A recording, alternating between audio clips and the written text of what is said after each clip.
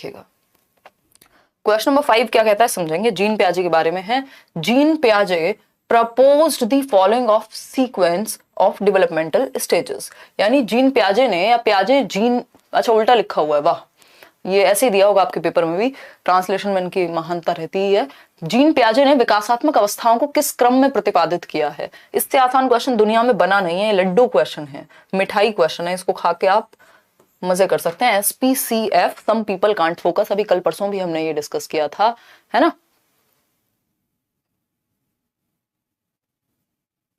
Ankita B ही सही था, RPWD act में ना कल बी ही सही था, जो बताया था ना सही वही था, क्योंकि वो इंक्लूसिव है, वो बच्चे की बहुत सारे पॉइंट्स उसमें इंक्लूडेड थे, क्योंकि क्लैरिटी तो दोनों में से किसी में नहीं थी ना। तो वहां PWD एक्ट 1995 लिखा था ना 2016 लिखा था, तो उन्होंने वो बी को ही सही माना था। हालांकि मेरी नजर में सी भी सही होना चाहिए था, बट बी को भी हम गलत नहीं कह सकते, उसको ज्यादा इंक्लूसिव माना था इन्होंने, ठीक है ना। तो अगर आप टू द पॉइंट कहेंगे तो सी सही होना चाहिए था, बट पेपर के अकॉर्डिंग बी सही था। चलिएगा, खैर समझते हैं, क्वेश्चन पे आते हैं।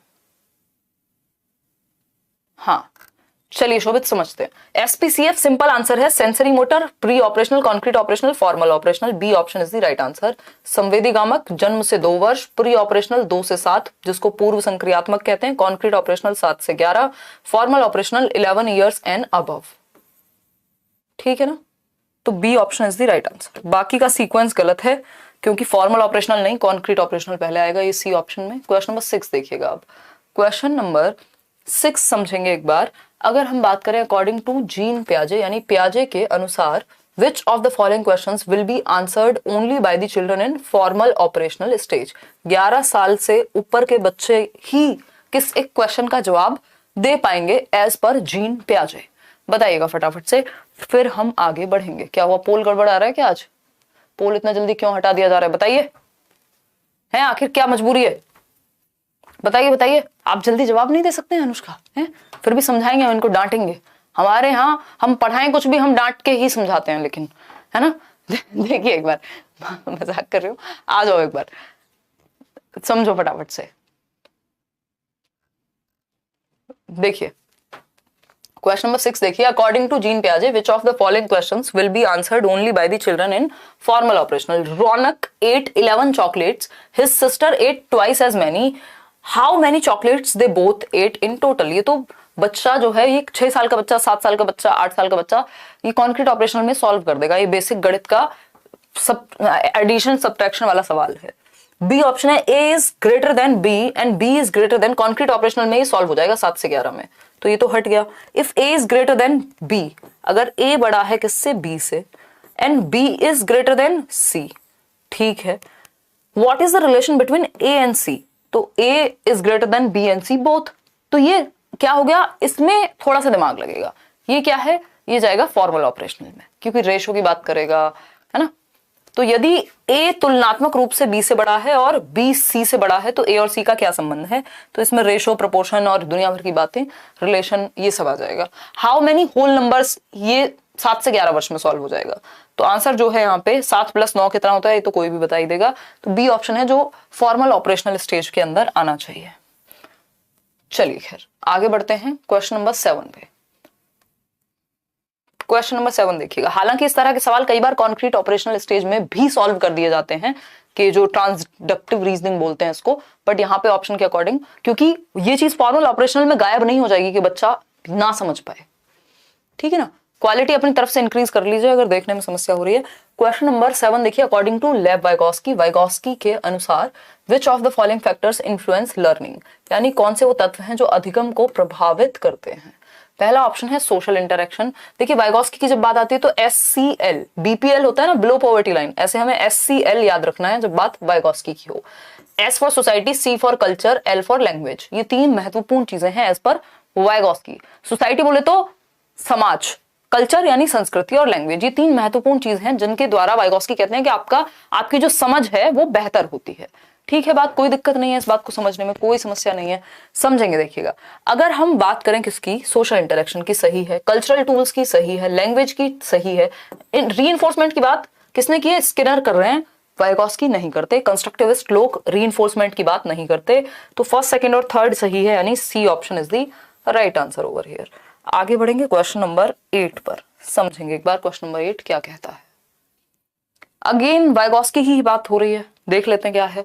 अकॉर्डिंग टू लेव वाइगॉस्की के अनुसार when teachers make adjustment in the support extended to the child according to the child's current level. देखो ध्यान रखना, सपोर्ट किसके हिसाब से एक्सटेंड हो रही है, बच्चे के करंट लेवल के हिसाब से, यानी टेम्परेरी हेल्प है। टेम्परेरी हेल्प मतलब स्कैप फोल्डिंग है, यानी मचान है, ठीक। मॉडलिंग, रीइंफोर्समेंट, कंडीशनिंग, ये वाइगॉस्की से इनका कोई नाता नहीं है। तो स्कैफोल्डिंग क्या है, कल भी बताया था, जब आप बैट पकड़ रहे हैं और बैट ठीक से नहीं पकड़ पा रहे हैं तो कोई आपको हेल्प करे पकड़ने में कि नहीं इसका ना ऐसे होनी चाहिए इसकी पोजीशन, है ना। आप जिम जा रहे हैं और आपका जो भी ट्रेनर है कोई भी, अगर आप गलत तरीके से कोई एक्सरसाइज कर रहे हैं वो हल्का सा आके हेल्प कर दे कि इसका ना पोस्चर ये होना चाहिए, तो ये क्या है, वो टेम्परेरी हेल्प है। इसी को स्कैफोल्डिंग कहते हैं कि जहां आप अटक रहे हैं या आपको आपके लेवल को बेहतर करने के लिए आपको हेल्प दी जाती है जहां पे आप अटकते हैं या जहां आपको प्रॉब्लम होती है।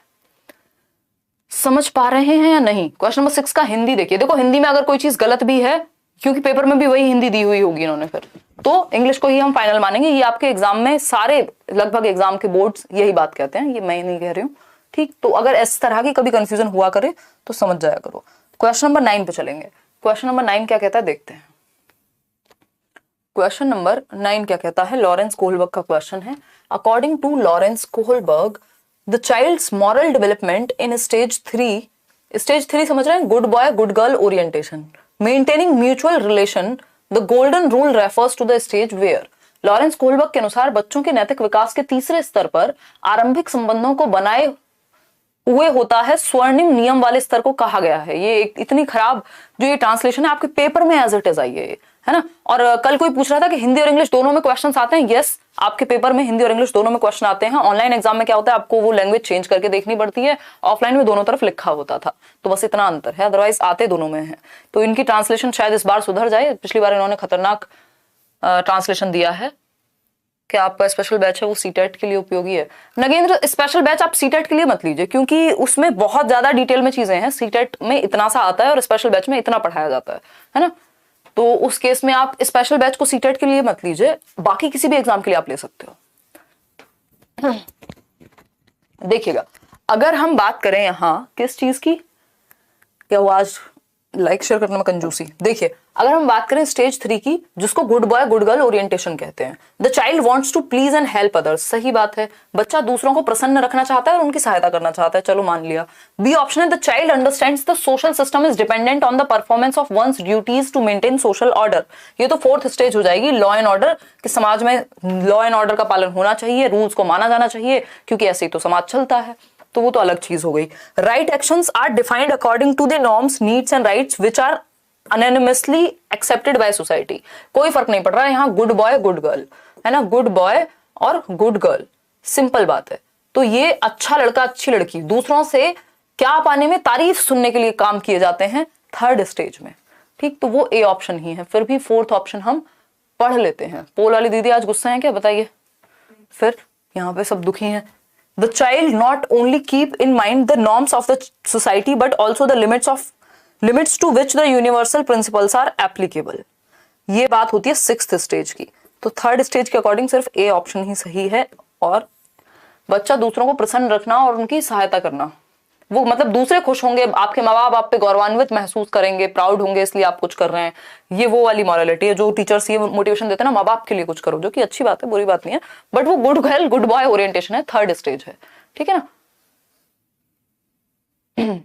कायदे में आपको होना चाहिए कहीं 5th 6th स्टेज पे, बट जब पेट की भूख नहीं मिटेगी तो बाकी के स्तर बहुत बाद में आते हैं, है ना। चलिएगा, पोर्टफोलियो डिफरेंट चीज है। पोर्टफोलियो में आपकी जो भी अचीवमेंट्स हैं, आपके सारे कच्चे चिट्ठे होते हैं रिकॉर्डेड या फोटोज की फॉर्म में, है ना। और अगर रूब्रिक की बात करें तो रूब्रिक एक सेट फॉर्मेट है, एक स्टैंडर्ड है कि इस स्तर की चीजें बनाई जानी चाहिए। रूब्रिक एक पैमाना हो गया एक तरह का, ठीक है। तो क्वेश्चन नंबर 10 देखिए, हार्वर्ड गार्डनर प्रपोज्ड, और पोर्टफोलियो संग्रह करने वाली फाइल है। हार्वर्ड गार्डनर का मल्टीपल इंटेलिजेंस है, 1983 में बुक आई थी, फ्रेम्स ऑफ माइंड, 8 प्रकार की बुद्धि बताई है उन्होंने। तो हार्वर्ड गार्डनर ने बुद्धि के बारे में निम्नलिखित में से क्या प्रस्तावित किया है।